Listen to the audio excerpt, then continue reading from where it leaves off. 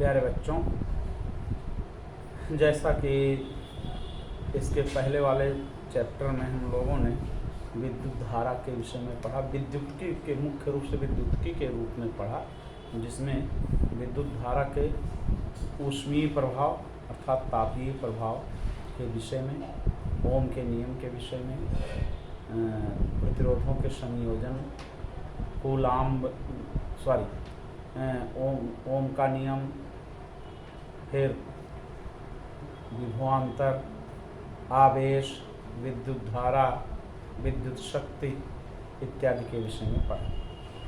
आज हम लोग अपना नया टॉपिक शुरू करेंगे जिसका शीर्षक है विद्युत धारा का चुंबकीय प्रभाव।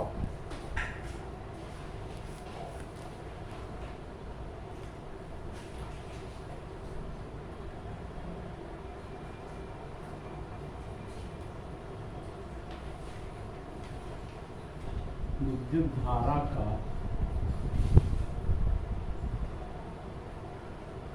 चुंबकीय प्रभाव।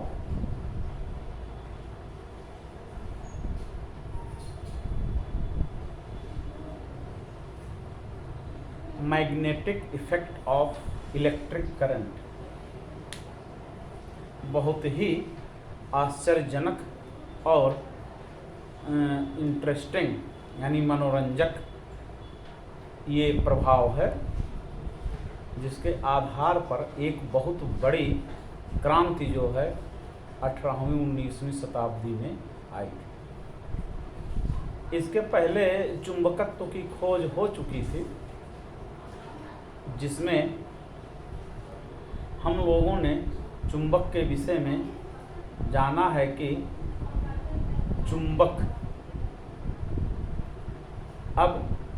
चुंबक हम लोगों के दैनिक जीवन में इतना घुल मिल चुका है कि इसके प्रभाव से हम नकार नहीं सकते अपने आप को। चाहे वो आपके बॉडी का MRI टेस्ट से लेकर के मोबाइल फ़ोन और स्कूल में प्रैक्टिकल से लेकर के बड़े बड़े जहाज, मालवाहक जहाज़ों से सामान उतारने तक से लेकर के पूरा जो तकनीक है, यह चुंबकत्व के बिना इसकी कल्पना नहीं की जा सकती। तो हम चुंबकत्व के विषय में पहले विचार करेंगे और विद्युत धारा का चुंबकीय प्रभाव इसके विषय में। तो चुंबक प्रायः प्राकृतिक रूप से देखें तो वे छोटे छोटे लोहे के ऑक्साइड के रूप में होते हैं, जिनमें लौह पदार्थों को अपनी ओर आकर्षित करने की क्षमता पाई जाती है। यानी चुंबक जो होते हैं, अगर इन्हें आप लोहे के पास ले जाएं तो लोहे में ये चिपक जाते हैं या लोहा इनमें चिपक जाता है, जैसी इंटेंसिटी हो। दो चुंबक अगर हम लोग आपस में लाते हैं समान ध्रुवों की ओर से तो उनमें प्रतिकर्षण होता है, दूर भागते हैं। और अगर दो चुंबक के विपरीत ध्रुवों को हम लाएं तो उनमें आकर्षण हो जाता है, वह चिपक जाता है। अब जैसे चुंबक है, जो प्राकृतिक चुंबक है, अस्थायी चुंबक है, परमानेंट मैग्नेट है, अगर उसके पास हम लोहे या लोहे से बनी लौह पदार्थों को, जैसे निकिल है, क्रोमियम है, कोबाल्ट है और आयरन है, इन्हें हम लौह चुंबकीय पदार्थ कहते हैं, फेरोमैग्नेटिक सब्सटेंसेस। तो अगर इनके पास हम चुंबक ले जाएं तो चुंबक इनमें चिपक जाता है। लेकिन एक बहुत ही महत्वपूर्ण प्रयोग ओरस्टेड महोदय ने किया था कि जैसे ये तार है, ऐसा तार जो लौह चुंबकीय नहीं है, अर्थात इस पर चुंबक का कोई प्रभाव नहीं पड़ता है, लेकिन जब इसमें विद्युत धारा प्रवाहित की जाती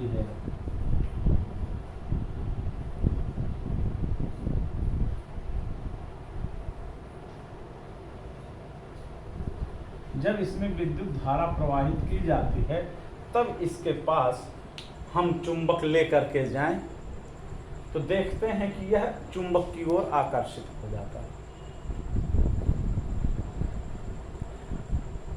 जैसे मान लीजिए कि ये कॉपर का वायर है, तांबे का तार है, इसको आप डिस्कनेक्ट कर दीजिए और इसके पास चुंबक ले जाइए।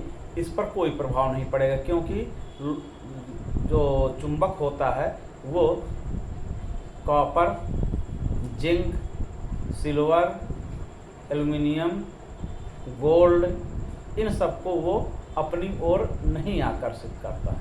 लेकिन जैसे ही हम इसमें स्विच ऑन करते हैं तो तुरंत तक इसके पास अगर हम चुंबक को ले जाते हैं तो ये चुंबक की ओर आकर्षित हो जाता है।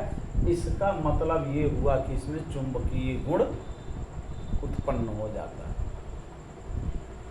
ओरस्टेड महोदय ने इसके पास चुंबकीय सुई, जो एक दिक्सूची जिसको हम लोग कहते हैं, कुतुबनुमा कहते हैं, कंपास निडल, जो छोटी सी, जो नॉर्थ साउथ डायरेक्शन में हमेशा टिकती है, जिसकी सहायता से हम डायरेक्शन का पता लगाते हैं, अगर उसके पास लेके आए इस तार के पास, तो ये जो है डिफ्लेक्ट हो जाते हैं, उसमें डिफ्लेक्शन हो जाता है। इस बात को ओरस्टेड महोदय ने बताया था।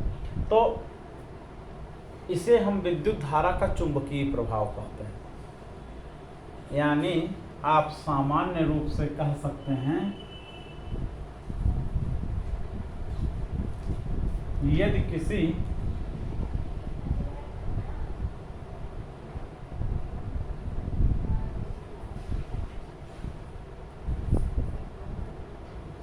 चालक तार में विद्युत धारा प्रवाहित की जाए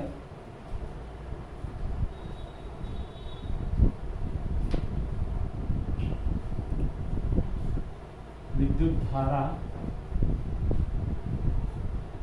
प्रवाहित की जाए तो उसके चारों ओर चुंबकीय क्षेत्र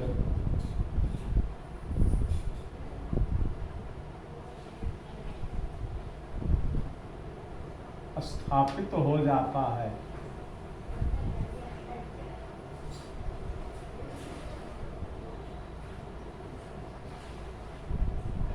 इसे विद्युत धारा का चुंबकीय प्रभाव कहते हैं। विद्युत धारा का चुंबकीय प्रभाव कहते हैं।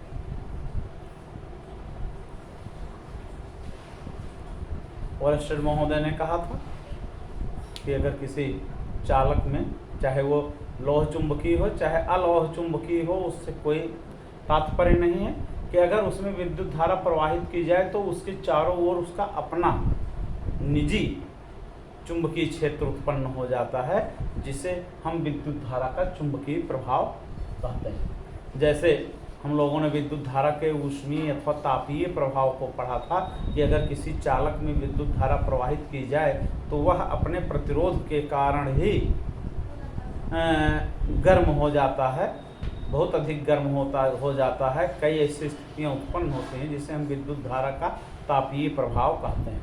ठीक उसी प्रकार से विद्युत धारा का चुंबकीय प्रभाव होता है। तो इसके आधार पर हम अब चुंबक और चुंबकत्व के विषय में पढ़ेंगे। इसके डिटेल में हम इस आर्टिकल के बाद और पढ़ेंगे।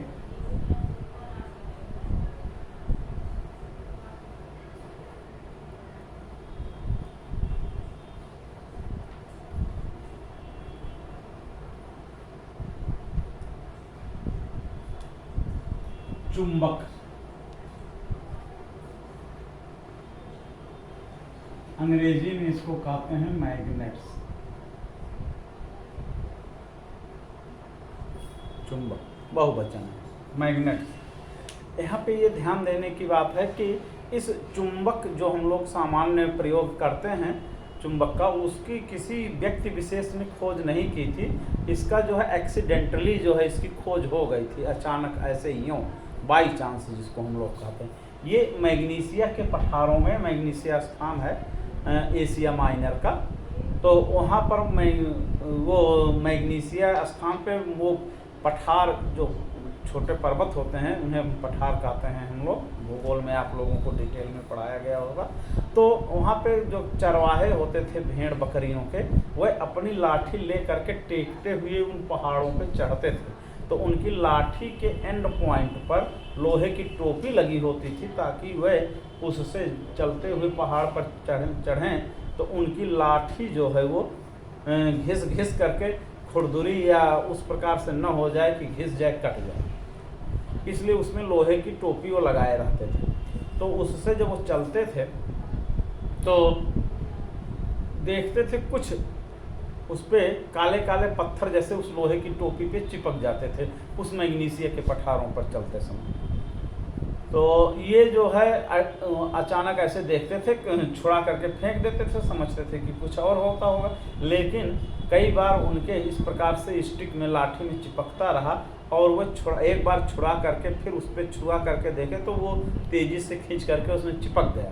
तो ये उनको बड़ा मनोरंजक लगा और खेलने के पर्पज़ से उन्होंने कुछ ऐसे पत्थर टाइप के काले पत्थरों को इकट्ठा कर लिया और अपना उससे खेलते रहे। फिलहाल वो किसी भी पर्पज के योग्य नहीं थे, किसी भी उद्देश्य से के लिए उनका प्रयोग नहीं किया जा सकता था। वो प्राकृतिक होते थे, एट रैंडम शेप उनका होता था, कोई टेढ़ा मेढ़ा कोई ऐसा नहीं होता था। तो इस आधार पर उस स्थान पर जहाँ से उनकी उत्पत्ति हुई थी मैग्नीशिया पठार पर, तो उसी के आधार पर ही जो है उसका नाम दिया गया मैग्नेट।